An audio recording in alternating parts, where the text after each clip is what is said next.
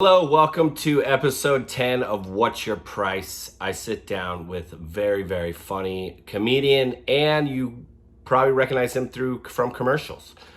James Schrader. He's also Dr. Sasquatch. Squatch. So this episode's a lot of fun. I hope you guys like it.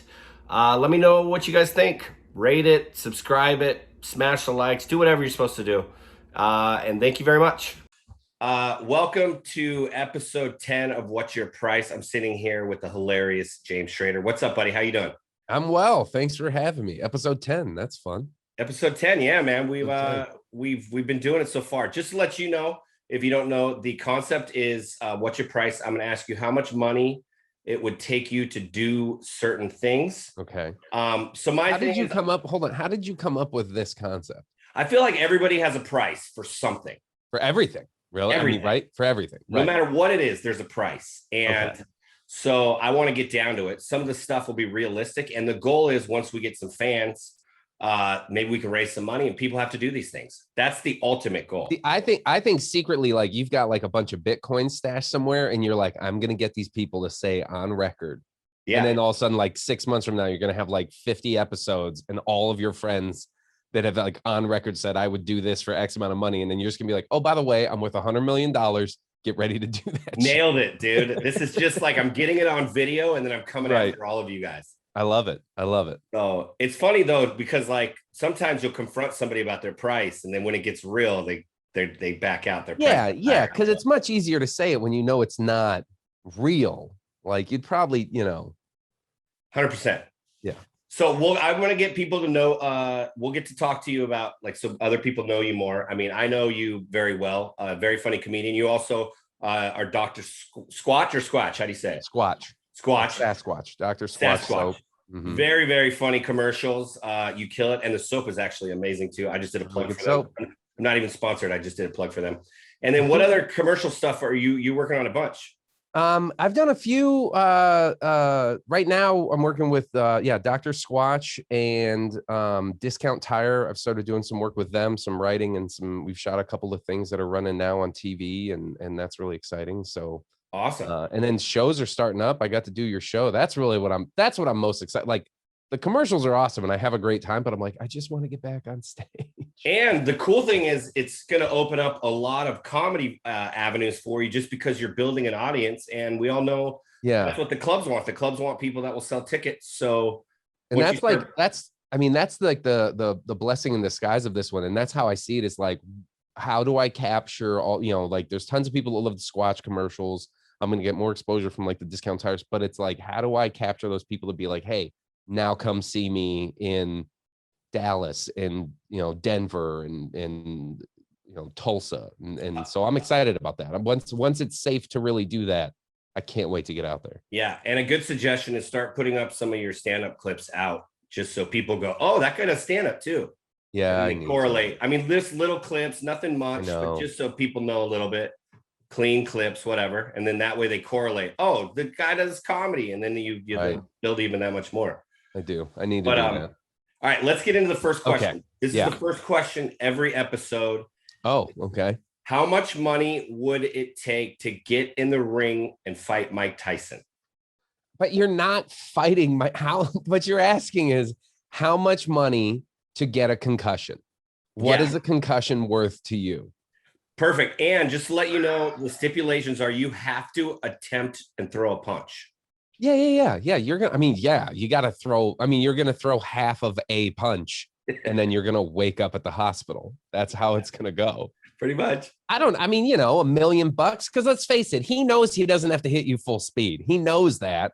I hope he's a kind, gentle person, which these days he's gotten a lot more mild. You just said, I hope Mike Tyson is a kind, gentle person. Have you heard him on podcasts? He's a sweetie pie. He is a sweetie pie. He's a total sweetie pie. He's but I remember before he went back to like whatever this last thing was that he did where he started training again, he was like, man, I don't like to fight. I don't want to do that. I just want to be nice to people. And I just want to, and that's the Mike Tyson I want to get in the ring with, where he's like, I'm just, he's him at 30%, you're still knocked out. So just enough to make sure that if I happen to die, my daughter's fine. $2 million. Okay. 2 mil to take A us mil to to 2 mil now. You went up real quick. Yeah, because I realized like a mil's gonna like Daisy's fine, but 2 million like Daisy's totally fine. Does that make sense? 100%. Yeah. And what you don't know is on the other side, we are giving Mike Tyson more money if he knocks you out faster. So that's what you don't realize. Why more? He doesn't need it. He's gonna do it in one punch. He's Mike Tyson. He's gonna accidentally do it. He's gonna be bored and be like, you know what? I'm just gonna bat this one around like a cat with a mouse, and he's gonna accidentally just mow you down. So I just heard a funny story from a comedian buddy. He told me that Tyson used to have all the bodyguards around. Mm-hmm. He would go into the clubs and the bodyguards would go into wherever he would go and be like, hey, just to let you know, the bodyguards aren't to protect Mike Tyson. They are to protect you guys from Mike Tyson. Right. And I was just like, oh my God, dude. Wait, so he doesn't pay them to actually keep people. He's like, no, guys, listen, if you see in my face that I'm about to lose it, 8 of you wrap me up in a bear hug and keep me from murdering anybody. Yeah, he had a staff to keep him from murdering people. That was like prime Mike Tyson. Yeah. That's insane. Because what was funny is I remember hearing stories, like I was young, but I remember being on the news. And then once the internet was out, you'd hear it on there where like people would like go up to Mike Tyson and mess with him. Yeah. And they'd like try to start fights with Mike. And I'm like, what are you doing? Yeah. Well, I mean, that's just because if you're the guy that gets a punch in on Mike Tyson, you become a legend. And so it's like, you're not. No, you're not. You're not going to get a punch in. You're going to get one sucker punch and he's going to wipe his lip like he was drooling, look at his hand and and then you're going to wake up in the hospital. Yeah. Like insane. It's over. It's insane. It's so stupid. Yeah. So 2 million. I think 2 million. Okay. Going along the hits, how much to get slapped by one of those professional, like Russian slappers? I'm shocked that that's a sport. It's insane. Like I put it up there with like professional cornhole. Like, why is this happening? I don't know. What does this say about like society? I saw that I was at like an Applebee's in, I don't even know where I was, in like South Dakota. I was on a job and I remember seeing professional cornhole. And I'm like, this is the end of society. This is athletics now. And now there's like professional face slapping, which they get knocked out. Like you've seen them, right? They just hold on to the bar and they're just like, just ready to take it. Take it, dude. And what's funny is like they like there's like a moment between the slap and then all of a sudden they're just like it's it's delayed reaction and they're just out. Yeah. I'm not a big pain person. Like the Mike Tyson thing, I'm like, we're wearing gloves. I'm not even gonna see it coming. It's gonna be over. This, I don't like it. I don't want to stand there and look somebody in the face to take the Russian slap to the face. I mean, we're talking about money. And I will say, like, now that I have a daughter, and like in my mind, everything is like, well, again, what sets her up? Of course. Like what kind of, I wouldn't be a very good father if I wasn't willing to take a slap for a decent amount of money. 100%. We're talking a slap from a person. I'm probably going to be fine. I have a mouth guard, right? Like I'm not going to lose teeth. We'll let you have a mouth guard. Okay. Let me have a mouth. I mean,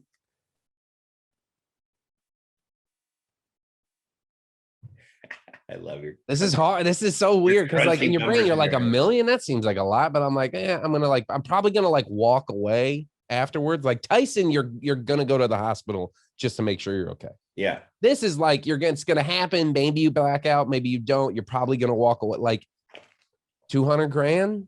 200 grand? Yeah. Daisy, like, the first 2 years or 3 years of college are paid for Daisy. So if I came and I had 10 grand cash and was like, you get slapped by this dude, I'll hand you the 10 grand cash. You would say no? Probably say no. Okay. Do I get to watch him hit somebody else first? Like, do I get to would you want to see him do that? Kinda, because maybe, if I get to watch him and then he's like, 10G. I mean, that's a nice little payday. That's a nice little evening. Okay. I mean, like you're gonna have ice on your face for a couple of days. You're gonna have a headache. Yeah. But that 10 grand. Okay, yeah, maybe I'd have to see him hit. I'd have to see him hit somebody. All right, perfect.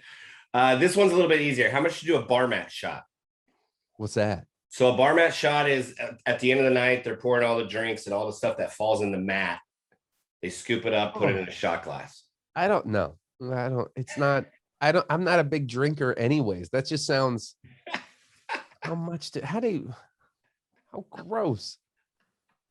I mean, man, You these might- things aren't going to be easy. Yeah, exactly. Like, why would they be easy? I'm not That's a like, how very much good to point. drink a beer? Yeah. Ooh. Does this like eventually get worse to like, okay, how much? Like, we're gonna take a clothes hanger, we're gonna scoop all the hair out of its shower drain. No, How no, much no. to I don't. chew? That's a Because this bar mat's sounds about like as we're getting gross as it okay. gets. The Yeah, that's bar as gross mat. as it gets. We're talking the catch-all, not the floor mat, the one that's No, like no, on just the the bar one that like catch- they pour the drinks in every between. Yeah, That's just probably clean. That's a clean piece of gear. It's got alcohol. We're killing the germs, so we're not worried there. You know, to take one shot of whatever that is. That's it. Oh, $200. Okay, that's $200. legit. Yeah, it's gonna be gross. Can't wait to get. What's weird is I'm gonna wash it down with another drink, so it's whatever it is. Can't wait to get Dr. Squatch just doing a bar mat shot, and then wipe it with soap. Yeah, just I'm licking the soap. I'm wiping my mouth out with the soap. That's too funny, man. So I know that you're also, like I said, a hilarious comedian besides doing the commercials. Thank you. How long have you been doing comedy? If you're counting COVID year, like 8 years. 8 years. Okay. 8 years. Yeah. So do you remember you and I meeting like 8 years or 9 years ago? Yeah. And then you were Josh Nelson. You ran the wood. Like you were the guy, dude. You had the hottest show you had and still do, but you know, the hottest bar show in San Diego. And you hadn't done comedy yet, but you just came to a show. I'd probably been doing mics because when I moved here, I moved here to like do comedy. So okay. I had probably done the store mic and the Palace mic at that point. Okay. And then I heard about the wood, and it was one of those things where like I probably like showed up and just like stood in the back. I mean, I doubt I introduced myself or anything. No, there was a girl that introduced us that I knew because she was a waitress. Yeah, we dated for like a short bit. Yeah. And then she introduced me to you, and then that's how we met. Well, hold on. Do you remember how we met? That girl and I were on a date, and you came walking out of Bar Key. Yep. And she and I were just walking down the street, and you just happened to I was going to say stumble, but you weren't stumbling, but you came out onto the sidewalk, and we like ran into you, and you're like, oh, this is James. He's a comic. This is, Josh. Yeah.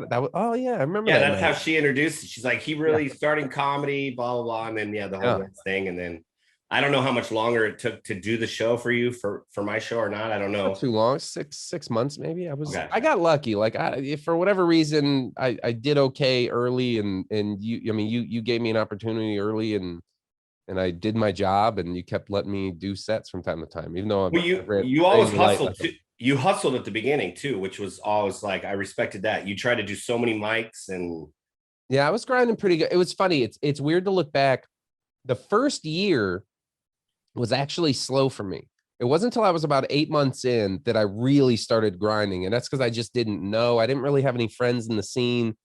When I moved here, I was living with my brother, and he like already had a life here in San Diego. Okay. So he was like, oh, my friends are doing this, and my other friends are doing that. Like, hey, we're gonna go do this for this weekend. And I remember being like, I'm trying to do this comedy thing. And I felt weird because like he was letting me live with him for free. So I was like, all right, I'll go do this with your friends. And his friends were nice people. Like I made friends with them, but I was like, I don't think you get it. Like I'm supposed to be at the comedy club 7 nights a week. Like that's what I'm supposed to be doing. But you're like, oh, we're doing this on Thursday and this on Friday. And next weekend we're going to go camping. And I'm like, I'm supposed to be doing the thing. Like I'm like, even if I'm not on stage, I should be sitting in the back of the comedy store.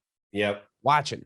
Yeah. Like that's what, and that took me a while to really like build up the what, I don't know what you would call it, but just to be able to look at my brother and be like, hey, you go.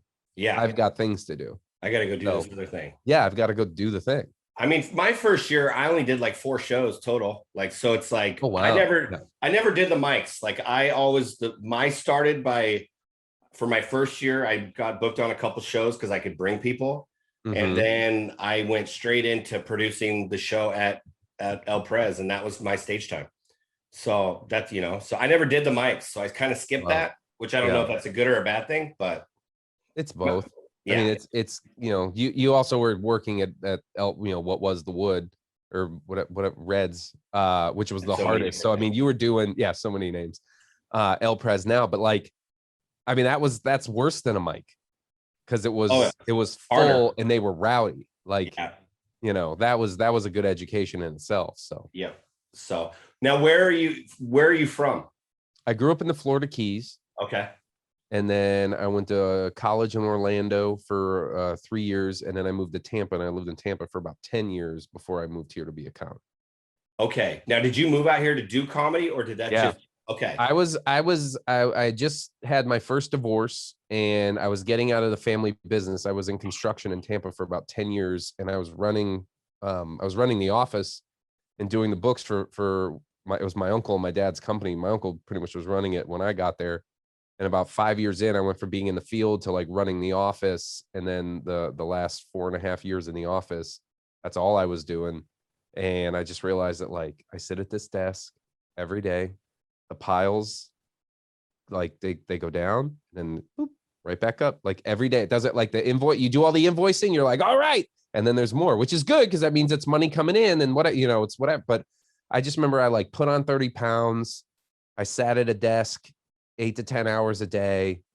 And I realized after 4.5 years of that I was like, oh, I'm miserable. Like, I don't like this. I'm here because it's like, it's a beautiful little life. I had a little house that I had bought in Florida.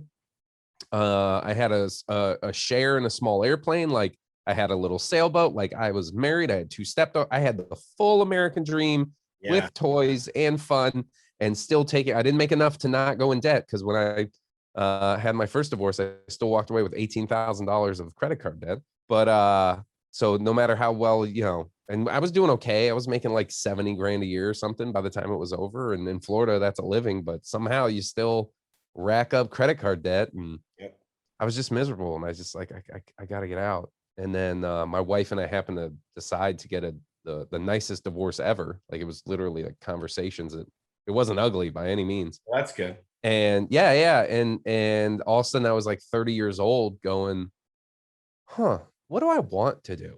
Like, this is like, it was the first time I ever felt like I got to ask myself. Cause like after high school, it was like, what do my parents expect me to do? And then when I dropped out of college, I had this weird thing of like, I just need to make money. And my dad was like, go see your uncle, see what he's doing. And I went there thinking like, yeah, let's see what this is. And I just stayed there because it was like, it was consistency. It was the first time I ever made some money. I was working. It felt good because I was like in the field, working construction, putting in a good day's work, tired at night. Like it felt like I was accomplishing stuff. And then I moved to the office and whatever. And I just realized like, oh, how did 10 years go by? What happened? That's crazy. So at 30, I was like, all right, wow, what do I want? I don't owe anybody anything besides Citibank, but I don't owe anybody anything. Like, what do I actually want to do? Yeah. And I'd always enjoyed performing, and I'd started doing some improv locally. And with that, I started writing, and I realized what I was writing was like comedy. Okay. So I just remember telling like my family, and I was like, hey, I'm going to go for it. Like, I'm going to do this. And they were really supportive. And my brother who lived here, he was like, hey, I got a futon. You can live on it for free. Oh, that's awesome. Like, yeah. And I was like, all right, San Diego it is. A free place to live, close to LA. Cause I knew I was going like New York or LA, possibly Chicago. And I did some improv in Chicago for that summer. I did like a 5-week program, but I knew I was going to end up New York or LA-ish. And San Diego was... I'm thrilled that I landed here and didn't go straight to LA. Yeah. Great spot to land. Hell yeah. And for free. I got to live on a futon for free for a year. Yeah, that's in like La Jolla-ish, like North PV. It was, I think he underestimated how long I would live on a futon for free. And you happen to move right in like the mecca of the best place to do comedy right at the time, because the comedy was one of the best. My show was going great. Downtown was kind of doing whatever. Like, I got here, and within 3 months of me getting here, the Madhouse opened up on the roof of Horton Plaza. ACC opened up downtown. You had the Palace that was already going. Your show was going. The store was doing open mic every Sunday night. So like when I first got here, it had like just kind of like mini exploded. And then within a year, it was like, you could get, I think the peak one time, and I think Hicks was doing it for a while. He and like Jeffrey Berner were like grinding hard.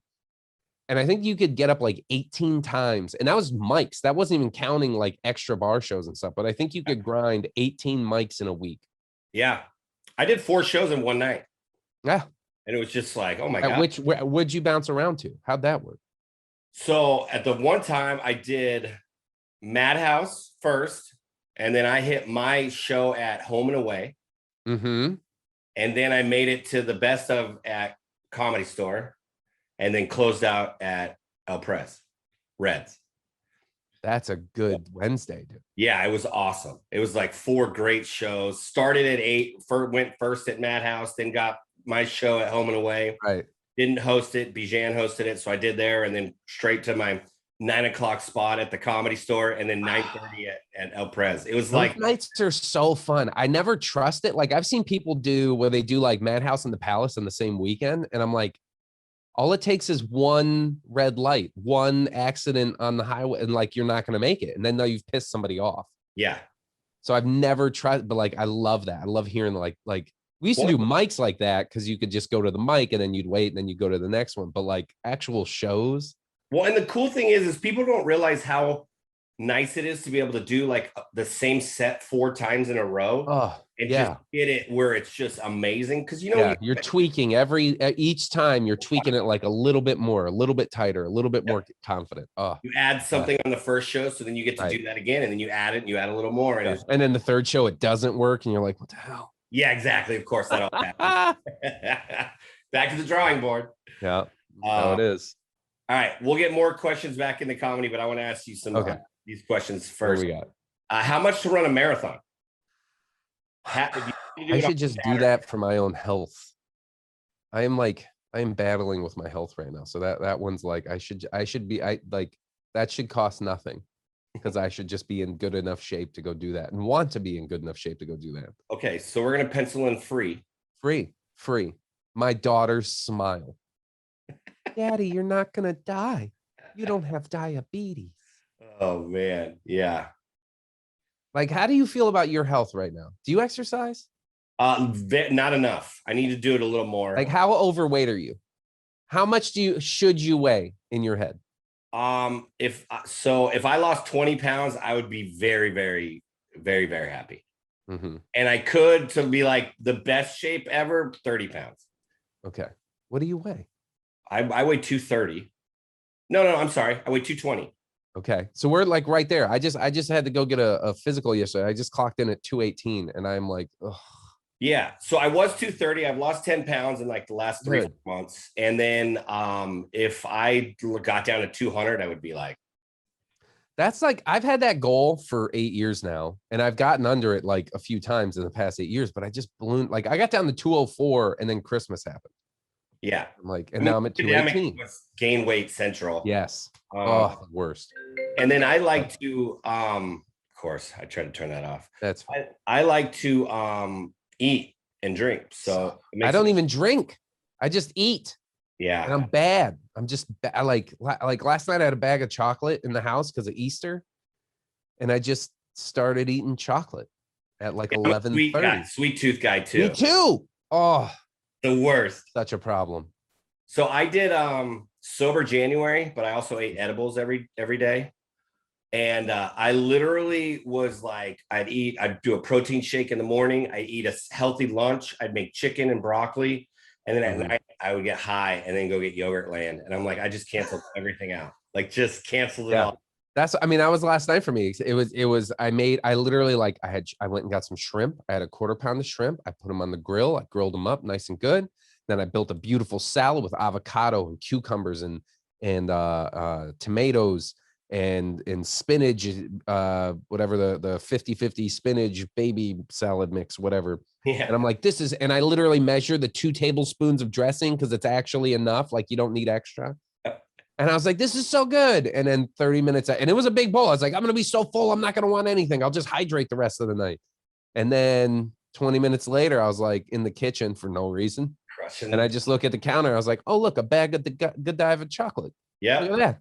Look at those. And I have this dumb thing in my head where I'm like, I need to get that out of the house or else I'm going to eat it. But for some reason, the only way I can apparently get it out of the house is through the toilet.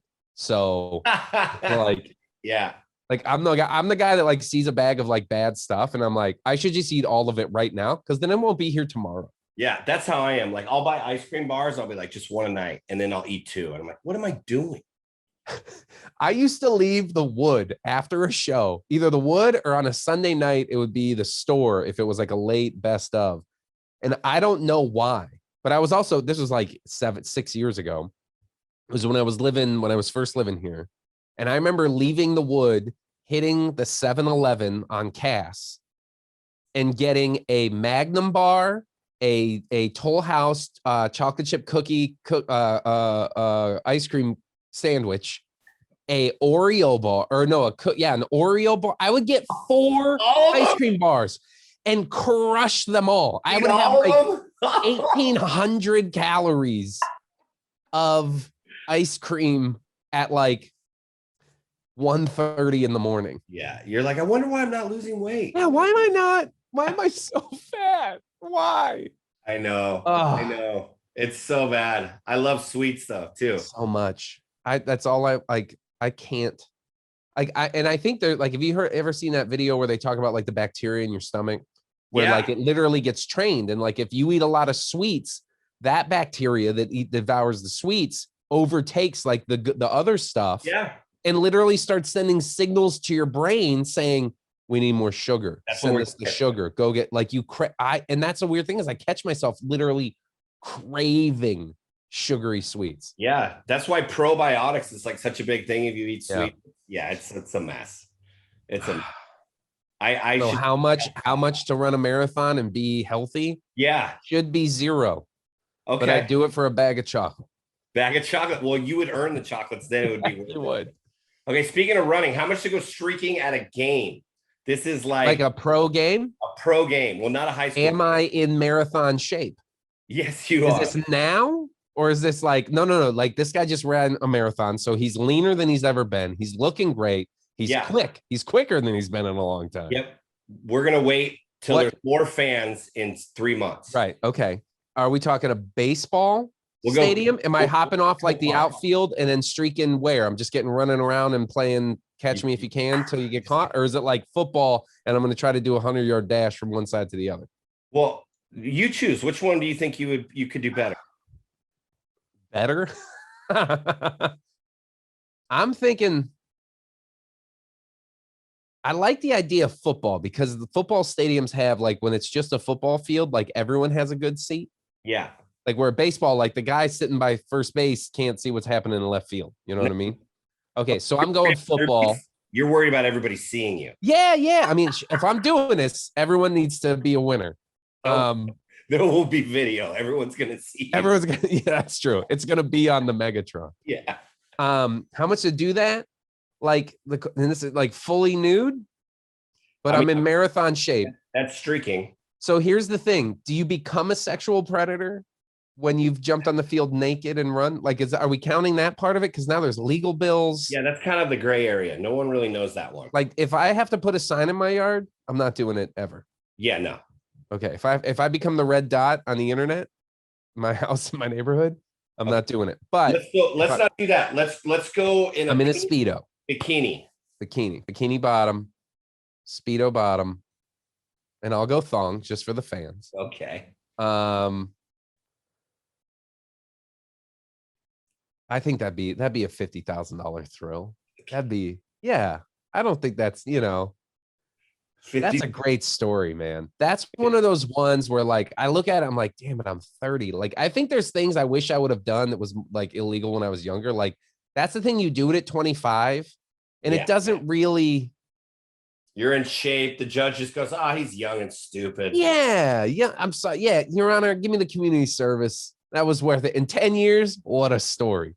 But now at 30, they're going to look at you and be like, I'm 39 now. They're going to be like, you know better. Yeah, you for sure know better. And also, you've lost visitation rights with your child because clearly you're an idiot. Like, it's too late. It's too late. It is. That would be fun, though. I bet that adrenaline rush is huge. I bet once your feet hit, because once you decide to go over the wall, you're in it. Which is why I asked if I'd be like in marathon shape, because I'd be the guy that like if I wasn't in marathon shape, I'd be the guy that like the adrenaline would hit and I'd just be sprinting, and that's when I like pull a hammy and I literally fall down and everyone laughs at like the fat out of shape guy. The security guard doesn't even run across the field. The security guard doesn't even need to touch you. I literally fall to the ground in agony, and then they just pig pile on top of me. I love that, dude. That's hilarious. You just are running free and just it just ow. It looks like somebody sniped you from the crowd.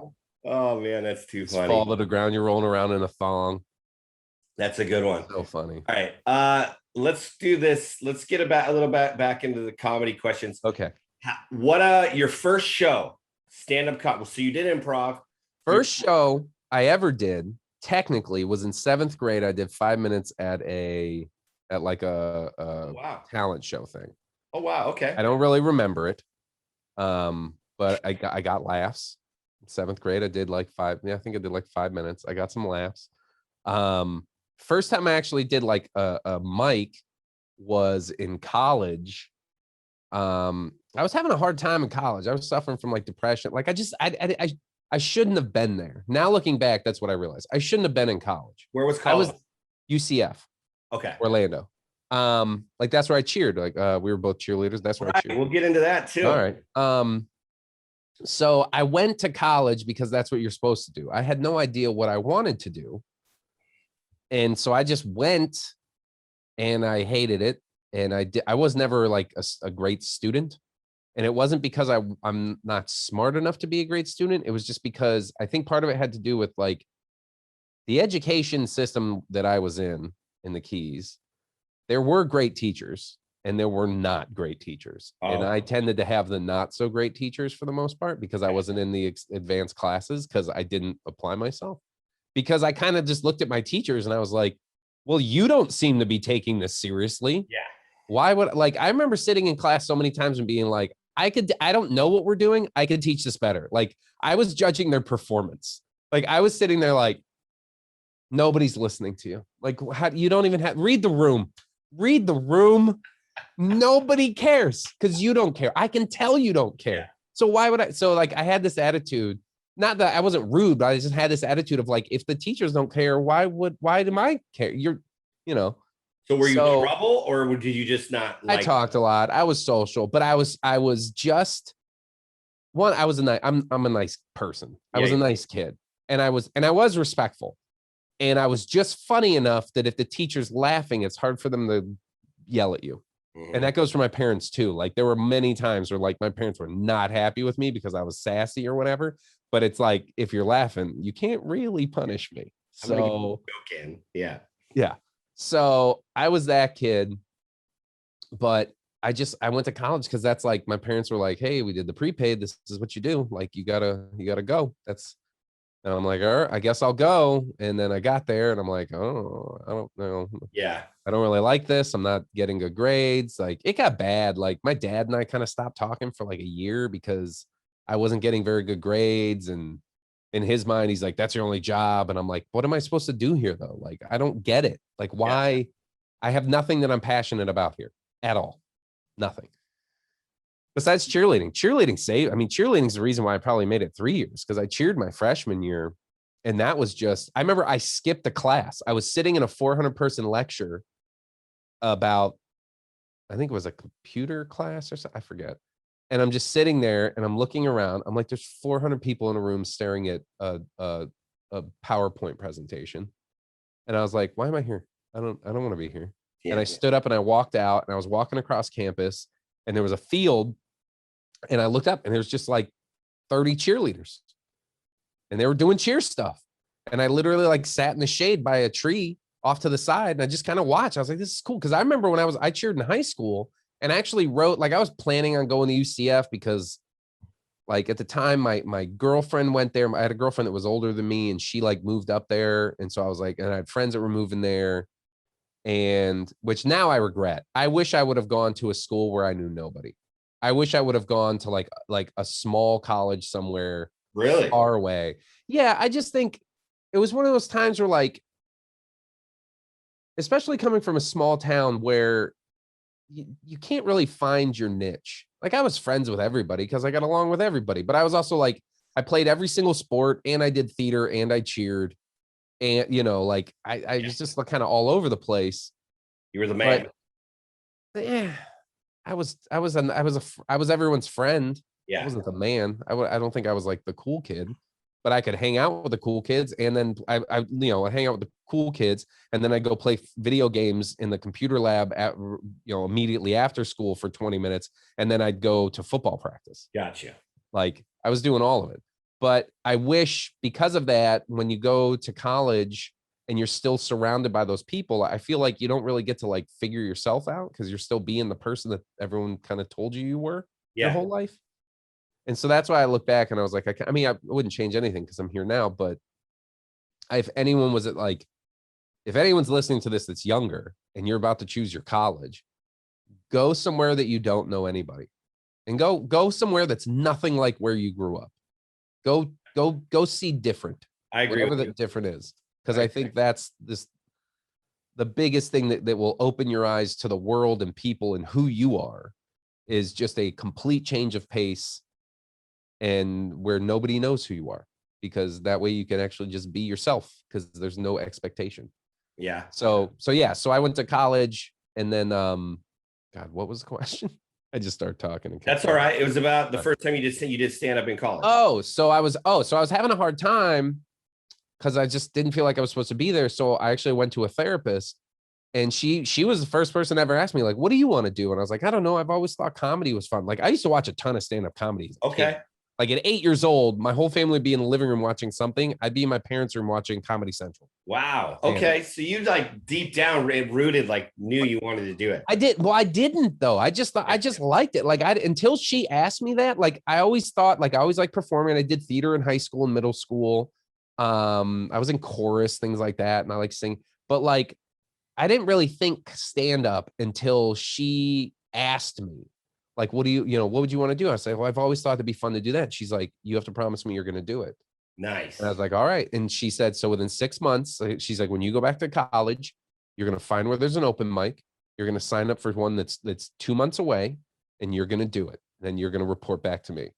And I did it. I did exactly that. And I like got a notebook and I started writing jokes, and I signed up for one. It was the Orlando Improv, and I signed up for it. A bunch of my friends, my family, my brother came, and a bunch of buddies, and it went really well. Oh, wow. I don't remember it. Yeah. Because it was just such a moment. But it went well. I ran the light like crazy because nobody told me about the light. Nobody told me. You run the light all the time. I know. Yeah, I know. I know better now. At the time, I didn't know better. But like, I didn't know there was, and all of a sudden it's like, I like finally see this thing flashing in the corner. I think I was supposed to do 5 minutes. I probably did like 12 minutes. They were just like this, and you still didn't. It was like this static light flashing, this red light in the corner. But like, there's enough going on. I'm on a stage. It's a real club, 2 stories, full of people. And it was kind of working. Like I was getting laughs. Yeah. I wasn't using any of my material. I was riffing pretty much all of it because I decided right before I went on stage, or actually while I was driving there with my roommate and his brother, and I had brought a flask because I was like, and we kind of like, we pre-gamed a little because I was terrified. And we brought a flask and it was full of Jack Daniels. And I said, either way, I'll be fine because I'll have this. And if worst case scenario, I'll get a laugh when I'm bombing that hard, I'll just unscrew the top, chug it and say thank you, and then that will at least get one laugh, right? Of course. So then we're driving there and I'm nervous, and because I saw so much like 1990s Comedy Central stand-up, for some reason I decided I should be in a button-down like dress shirt, which this is the 90s, so they were like that satiny neon blue, like even like brighter than this blue. You know what I'm talking about. I wore like gray slacks and dress shoes. What? I never wore this stuff ever. At 20 ever. I was 19. You dressed like Charlie Sheen? Yeah, exactly. I dressed like I did. I dressed like Charlie Sheen. Oh, that's it's so funny. We're driving there and I was like uncomfortable. I'm like, I never wear this stuff. Like I'm a Keys kid, man. I'm barefoot. I'm flip-flops and board shorts. Like, ugh. But in my mind, I'm like, if you're going to be a serious comedian, this is how you dress. Dress it. Dress the part. So we're driving there and I'm like, I don't know. They're like, dude, you're going to be fine. Just relax. Just pretend you're hanging out at the house with us. Just be you, man. Just be funny. Just be you. I was like, yeah, but like, I don't know if I was like at the house, I'd just be like chilling out, like hanging out in some shorts and a shirt. Like I'd be in my boxers. I don't know. And they're like, do it. I'm like, what do you mean? They're like, do it. So we get to the club. I'm like going on 7th. All the comics are upstairs, and then there's a green room that you go inside, right by where all the comics are. Like we're at like this like 2nd floor, but you can see down to the stage. All the comics are there. I don't know anybody. I know I'm like after the next guy. So I go into the green room, and it's this little green room. And from the green room, you go in the green room from the 2nd floor, and then you come out a door that's facing the audience that then goes down a stairwell that's visible to the audience. So the whole time you're coming down the stairs, the audience can see you, and then you're on the stage. And then when you leave the stage, you go back up and into the green room. I go into the green room while the guy's on stage. I take off my shirt, my pants. I'm in turquoise boxers and a white undershirt. I put my dress shoes back on because I'm like, that's funny. I've got like dress socks up to my calves, and I put the shoes back on. And I have, at that point though, I don't have pockets, and I have my flask and I have my notebook in each hand. So I go walking down this is the best part. The other comic comes in because the host just went on stage to like introduce me. The other comic just comes up the stairs and comes in, and he just sees me as I'm taking my pants off, and he walks out the door. He's like, what is going on? Yeah. What is going on? I go on stage, I get to the microphone, and that's when like in my mind, I was like, well, I have to hold the microphone, and I look at it, and that's when I realized like I only have one hand. Like I either got to get rid of my material or the alcohol. So I tossed my material down onto the table in front, which was like my brother and a friend were sitting there. And this place is packed. It was like 80 people. Like it was a solid packed room. And I toss it down. I take the mic off. I open my flask. I sit in on the table, and then I start talking. And I sat on the stool, and I talked. And I just talked, and like I got laughs. Boxers. In my boxers and an undershirt and my dress shoes. Memorable. I wish I remembered more. I don't remember much. And somewhere somebody has it on camera. Somewhere they filmed it, and actually apparently there was like a snippet of it on the like CBS morning the next day. Oh my gosh. Somebody was saying that they did. I never saw it. I never, I hope nobody, actually I hope that'd be wonderful if somebody had that video. Yeah, you want to get that video. I'd love to have my first video. time.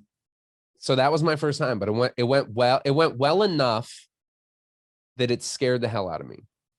And really? I didn't do it again for 10 years. Oh, geez. Okay. It just like, I got off from that and was like, how would I ever do better than that? Like, wow. It scared me. And it was interesting. I remember my brother pulled me aside afterwards, like in the hallway there. And he was like, dude, it meant a lot, but he was like, I've never been more proud of you in my life. That was amazing. And I don't think that, I mean, it was a wonderful thing to say, but I don't think that helped, because in my mind, I was like, how will I ever top that? Like how, yeah. So it just scared the hell out of me, and I didn't do it for 10 years. Okay. And then out here, when you finally moved out here, what was the first show you did?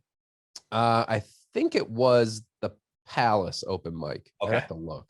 I don't remember. I'm bad at things like that. It's funny. You hear so many podcasts where people are like, when did you start? He's like, December 17th, 1979 at the such and such, such and such. And that's the night I met so-and-so who was hosting. Yeah. And blah. And I'm like, no, I don't know what the date was. I don't know.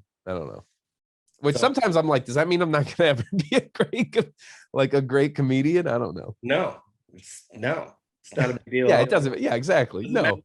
Doesn't matter that I remember I did my first time at Winston's. It does nothing, Doesn't matter that I'm less autistic than those people and the ones that do. Because, and I don't say that as I've got a touch of something. I know it. I know I'm ADHD, and I'm not knocking mental health because it is real and we all have it. But a lot of comedians, are spectrum friendly. Yeah, it's all over the board. And that's what gives them the special power. I mean, that's the thing. It's a real power, and that's there's a skill set that comes with it, and they have it. I agree. I applaud it, but I don't know what day I started. I don't know what day. I know what year, but that's it. Yeah, 2012. I got here in October of 2012. I did my first open mic within 5 days. Okay.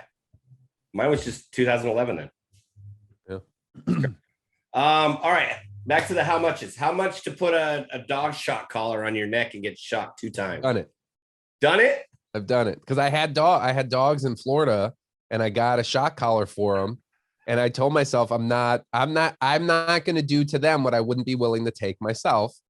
So I did it on my hand first, and it doesn't hurt, but it is highly uncomfortable. And then I put it on my neck, and I did it on full blast, just to know, and it is really uncomfortable. Yeah, we used to put it to the hand. I couldn't imagine putting it on my neck. Yeah, dude, your neck is soft tissue, man. Yeah.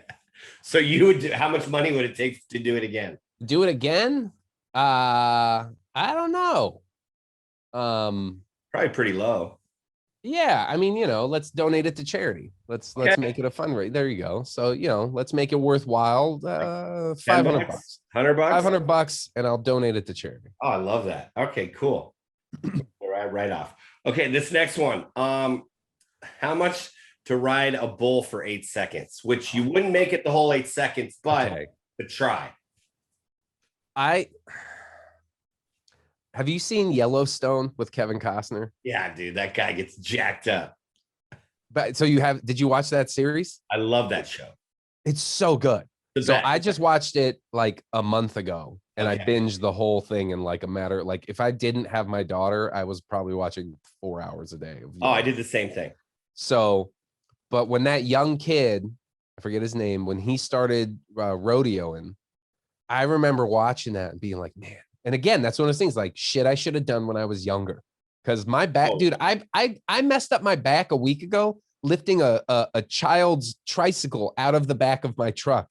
And for 4 days or actually a week now, I'm literally like I'm not limping, but like my back is messed up to the point where I'm like, I'm doing stretches. Yeah. And I had 4 days of ibuprofen. Like, I get it. Yeah. So I'm not right now. I wouldn't do it. I wouldn't, because I think there's no way you're not getting a back injury. No amount of money as an older. No. That's one. No. Wouldn't get on one of those bulls. Nope. No. Because that's like possibility of death, and like I know my back. I'm not walking away. Okay.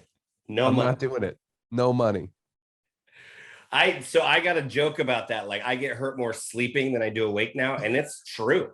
It's like legit true, dude. I'm like every morning I'll wake up. I'm like, what the hell did? Yeah.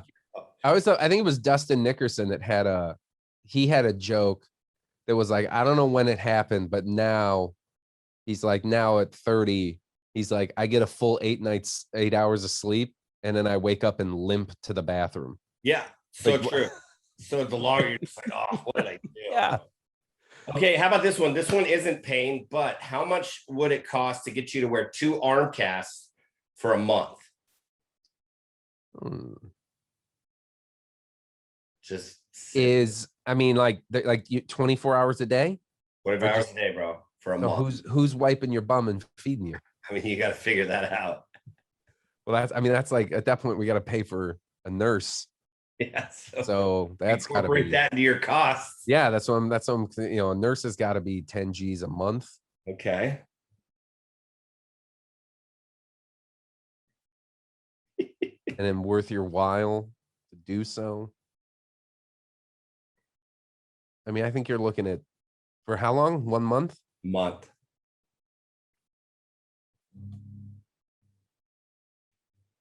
$50. How much for a week?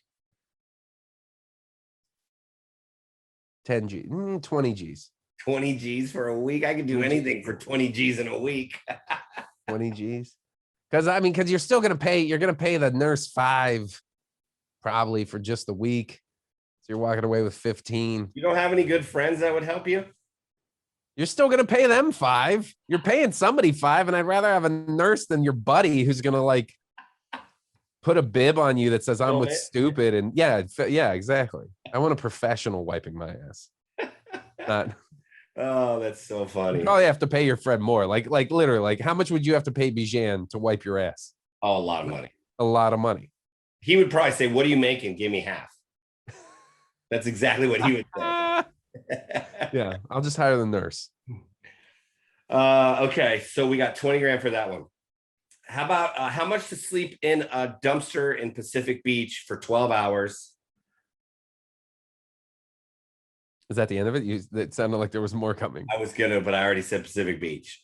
The dumpster is in Pacific Beach. So a dumpster in PB behind, let's get PB specific. Behind what bar? The Vons. Oh. In my mind, I thought we were talking like a bar or a restaurant, but well, we can go to a bar too. Well, Vaughn's is gonna have like some like rotting produce, old chicken. Oh. 12 hours? Like you're just pretty much like you're spending the night. Yeah, I mean, you're getting in at 8 p.m. and you're getting out at 8 a.m. Which is better than 8 a.m. to 8 p.m. Yeah, you don't want to be in the sunshine. Dumpster sunshine. Nighttime dumpster is better than daytime dumpster for sure. Of course, you get to pick. Less raccoons during the day though, but the stench in the heat. What a strange question. I know. For 8 hours, 12 hours, 8 p.m. Somebody's done this before and they said they already slept in a dumpster one night. So like walking home from a bar, like passed out in a dumpster. They thought it was the place to be. Said it was a recycling one, so it wasn't bad. Yeah, just sleeping on cardboard. I was like, all right, man. I mean, I kind of like, I hear these things and I'm like, in my mind, like, what would I do that for charity? Like, how much would I give? Would it be, you know? Yeah, we could do things for $5 grand. $5 grand? $5 grand. I'd give that to charity for just doing a dumpster dive for the night. That's legit. All right, comedy wise, what was the best show you've ever done?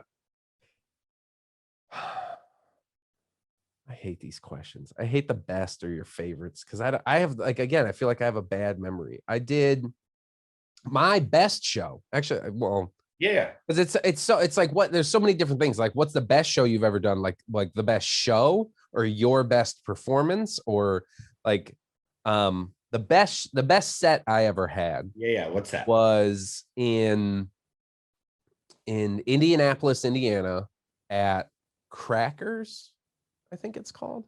Okay. And Tom Rhodes got me an audition set. Dope. And he happened to be, I had met him here at the store and he was just like a cool guy. It was really like, he was just nice and he was talkative and very nice guy. Yeah, very nice guy. And I was there I had a job that kind of like sent me around the country doing some stuff. And I would hit comedy clubs up and I noticed he was in town performing. And I was like, hey man, I'm in town. Like, I'd love to just come in, say hi, da-da-da. I was like, you know, I always try to like, it's one of those things where like, I don't want anyone to be like, hey, if I'm coming by, like, guest set, right? It's more like, I almost push the other way of like, dude, I just would love to come hang out and see you. Show my face a little bit at the club. If I meet the other comics or whatever, then great. But I'm just here to like be around and just see you and see comedy and whatever. So I was like, hey man, I'd just love to come out and see it. I get there and he's like, hey, you're going up after the feature. And I was like, what? He's like, yeah, you're going to go up after the feature. You're doing 8 minutes. I was like, all right. I was like, thank you. Like, geez, awesome. I didn't, you know. Yeah. So I remember I started running statistics on sets at that point. I was a couple years in at this point. And in an 8-minute set, I got 51. Like, the set flew by and it was like fire, like start to finish, just went great. Finish your text and then I'll finish my story. Go ahead, Josh. No, I'm not. I'm good. I'm listening. I'm just busting your ball. I'm sorry, dude. I don't work. No, I get it. You got work. Things are happening. Right. Get it done. So 8 minutes. And then you called me out and I was like, oh, fuck. I'm not going to edit that out. I got called out. Yeah. It was so funny. So, I mean, it was a good set. Started hot, went hot, finished, boom, nailed it. And I remember I ran, it felt really good. Maybe I didn't go after the feature. No, I went after the opener because I remember I was coming off and the feature, like, he didn't acknowledge me as we passed. And it was right in front of Tom. And I sat down and Tom literally like leaned over and was like, You just buried He's him. not happy. I was like, why? He's like, you did really well. I was Yeah, like, and I said to him, I was like, isn't that what I'm supposed to do? He's like, point, right? absolutely. He's like, he's just upset because he has to follow you. I was like, did I mess up? He's like, no, you did great. It was perfect. I think that's, And I'm sorry, keep going. No, let's say. I think that's so stupid that when somebody crushes, people get mad like about that. Like, dude, if somebody crushes, you can crush just as hard. You just got to go in and bring your A game. Yeah. The bat and they're already excited and happy. You just get them on your side. Yeah, ride that wave. Yeah, I'm shocked at that too. Like, I'm like, I would much rather have somebody just murder and bring down the house than bomb for 10 minutes. 100%. And then some of these headliners that are really good will bring a feature that's not very good on purpose. And it's just like 20 minutes of show that you're just like, why would you want to dig out of that every time? But they don't dig out of it. Because I think I've heard that. I've never actually seen it because I just haven't been in a club when I've seen that. But I've heard about that. And the ones that I've heard that do it aren't the funniest themselves. I've heard that like aren't like the greatest comics. And so what I've heard, or what I think the philosophy there is like, I'm not really good. So I'm going to bring a guy that's just not good. And then but I'm famous. So the people know me and they'll just be so excited that it's me that I'll kind of get like a free pass and I'll be better than that guy, but I'm not actually great. I know of, and I'm not going to name any names, 3 legit comics that bring kind of weak features on the road. And they're all crushers, and I just don't understand. How many times have you featured for him? Do you have an answer? Do you have an answer? You're like, shit. I featured one time, and they also didn't want me to do it anymore. And that's when I realized it. Right. That you're like, oh, I did well. Yeah. That was a problem. But you're like, dude, if you crush, like, I'd rather not dig out of a 20-minute hole. And I just love, I mean, it's about the show. If the opener, the feature, and the headliner all like, that's amazing. Yeah, what a great show for the people. Yeah. So that was the one. So Tom was like, he kind of gave me that little pep talk. He's like, no, you killed it. Screw that guy. He should be better. But I remember I ran the stats on that show, and in 8 minutes, I got 51 laughs. And I would like listen, and you can tell, like, I recorded it, and you can tell. Huh? You record laughs per minute? Well, every now and then I'll run stats on a set just to see where I fall. And it was a set that I'd been running. Like, it was an 8-minute set that, like, this is a set that I'd been. So I must have been if I was doing 8 minutes, right, it was probably like 3 years in, because that's about when you should have like a really like killer 8 minutes. Or you should or do, or I don't know, it's when I did. Yeah. So yeah, I was probably like 3 years in.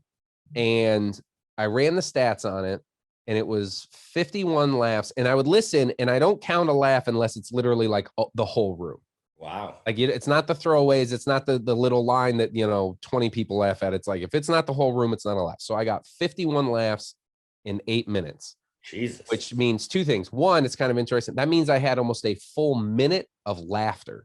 So that means I really only did 7 minutes of material. Because if they laugh 51 times 1 second, that's pretty much a minute. Wow. So then, and I think it came out to a laugh every 7.4 seconds. And I remember thinking, if I can do this for 8 minutes, I can do this for an hour. It's just going to take time. And that was the moment I was like, I will do this for a living someday. What a scientific way to think about it. I like stats. I'm weird like that. Like, I'm not a real math guy, but I do enjoy, like, even with like the writing and the business I'm in, like the stuff I do, writing scripts and whatever. It's like, how many, I do look at it like, how many jokes did we get in? If we're doing a 3-minute ad, where are the jokes? How many are there? At what point did we get our first laugh? So I like running stats. I remember I had years later, I did a whole weekend at ACC. And I ran stats on the entire weekend. I listened to all the sets, all 4 sets, and I was doing 20 minutes for Joe DeRosa. We don't say that club on this podcast. Just say where you did it at.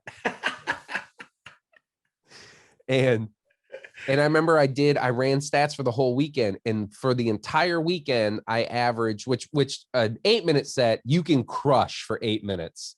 You can't do that for 20. You can't do a laugh every 7.4 seconds for 20 minutes. It's not like it's not that you, whatever.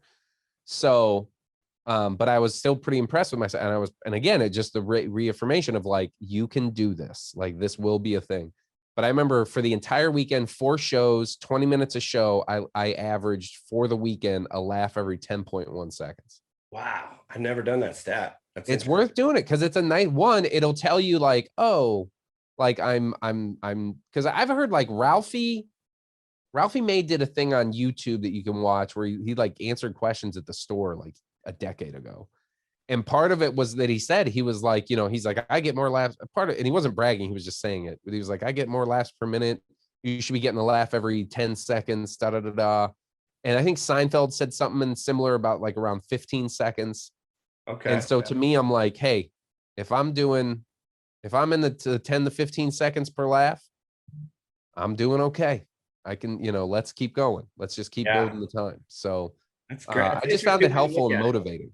That's an interesting way to look at it, like the data ways of it.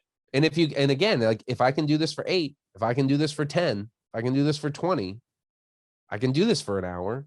I just have to write the material, but I have the ability. Yeah. It's going to take time. Yeah. I like that scientific way to do it. What is the worst show you've ever done? Or do you want a second to think about that? Yeah. See, that's a tough one too. The worst show. Take a second to think about it, and I'll ask you another question. How much would it cost to shave your head?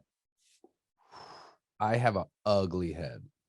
Okay. I shaved my head, and by I had a buddy in high school that had clippers, and he would like fade everybody up.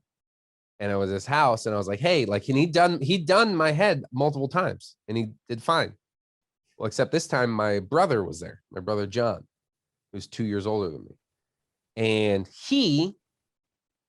my buddy's like doing the sides, and he's just going to do like, like kind of buzzed longer on the top, faded up on the back and the sides, whatever.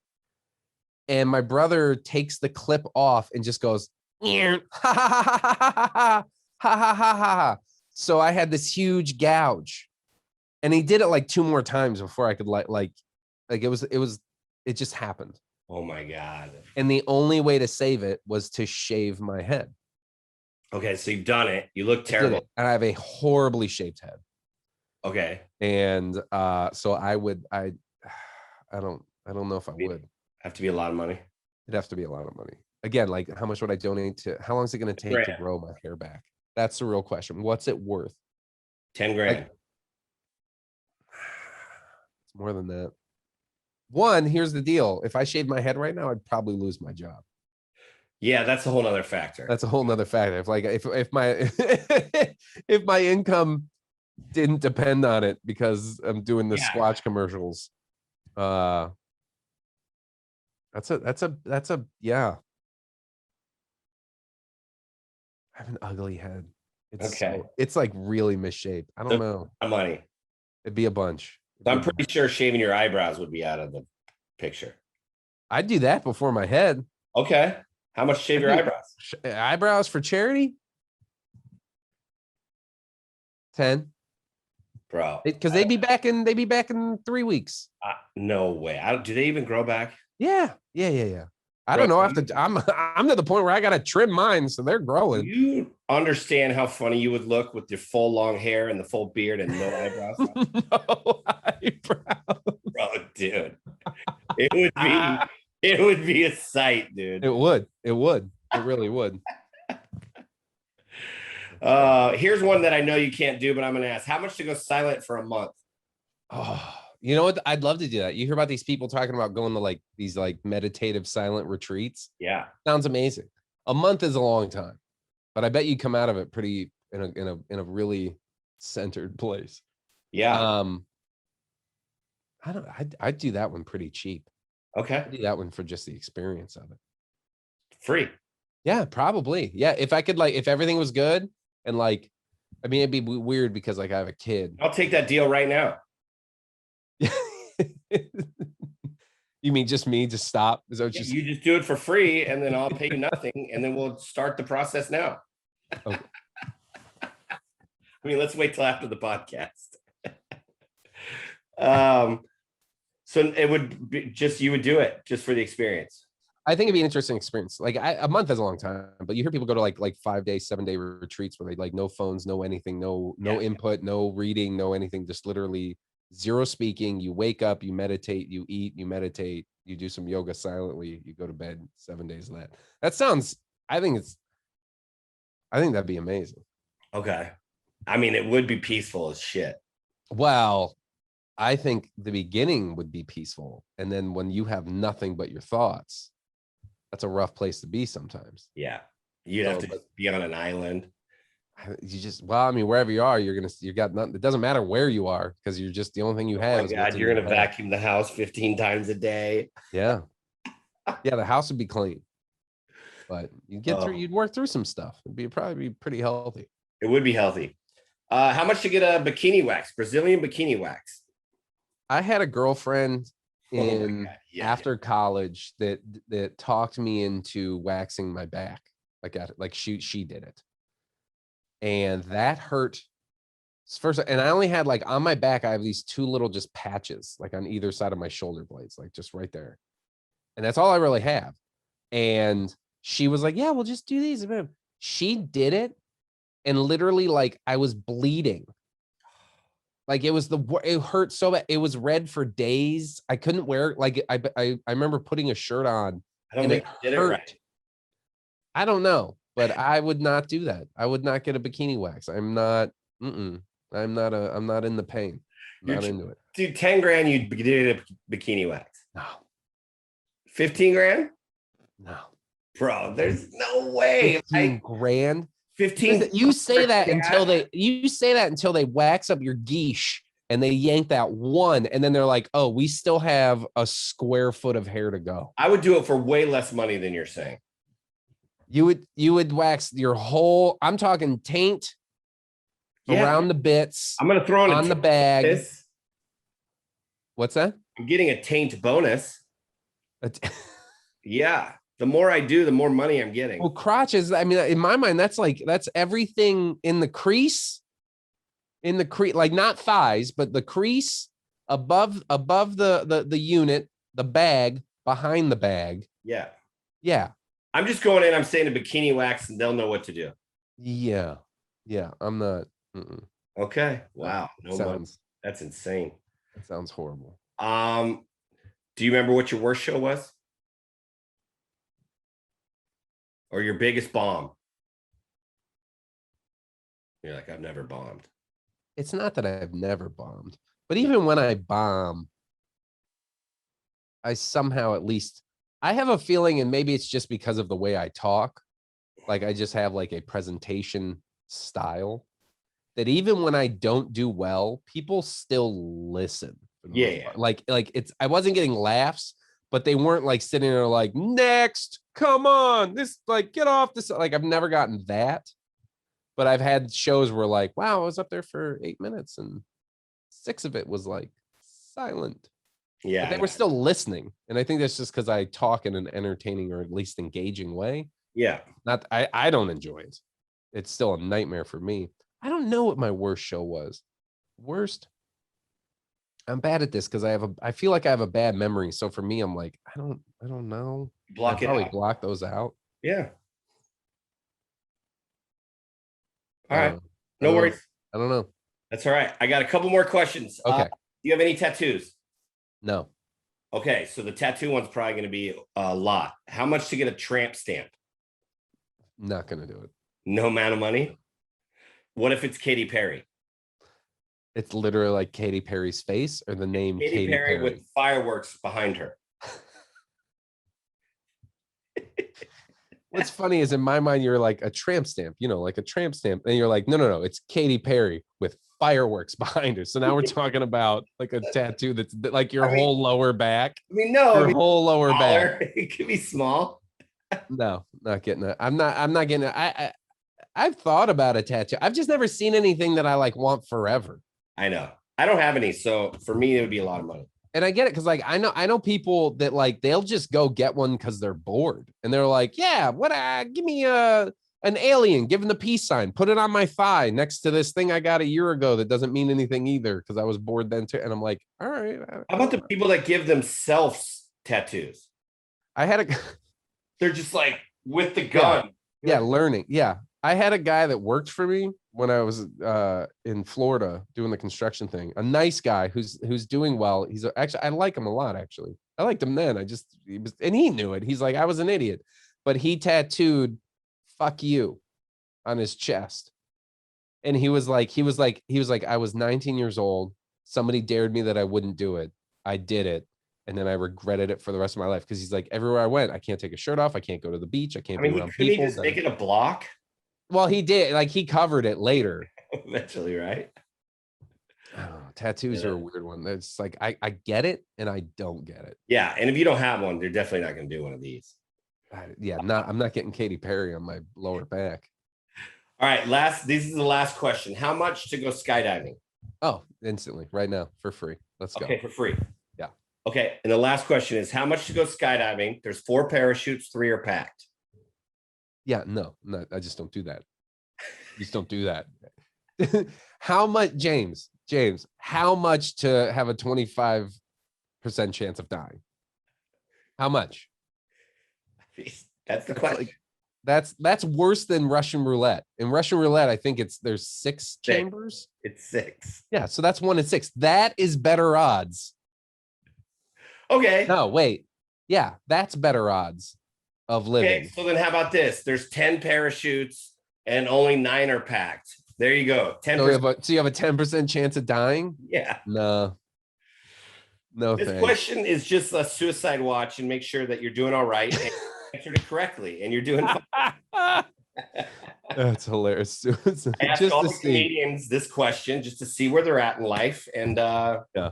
So the comic that we were talking about before the show, he's probably be like, I'll do it for a bottle of wine. 1 of 2 parachutes. he's like, I'm gonna jump out without the parachute anyway. Like, do I have to put the parachute on? And you're like, oh no.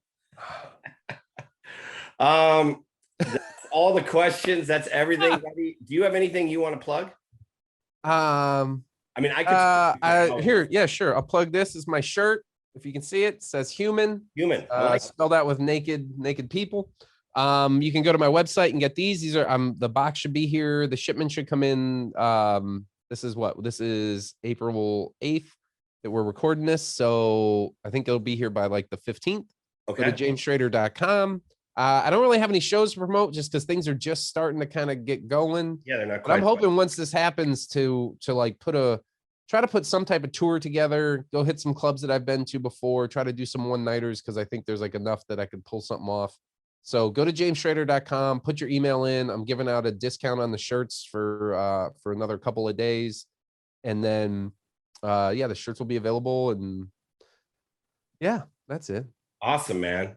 Keep doing your thing, dude. You're working hard. It's great to see all your success. You too. Keep running amazing shows. Oh, thank you, man. I'm trying, you're doing great though. I figured out at a young age that if I want the best stage time, I'll just make the best shows myself. So that's what I'm doing. So, and I figured out that I'm too lazy to do that. So I just would be really nice to guys that run great shows. Yeah, that works too. Well, no, the key is be funny. That helps. That definitely helps. Key. You could be really nice, but not funny. But you and I have both seen people on shows that are like, how is this person on this show? I try not to put them on my shows, but I've seen a lot of them. Yes. It happens. It happens. But thank you, buddy. I really appreciate it. Thanks for having me. I really do. Thank you. You're welcome. I just hold on.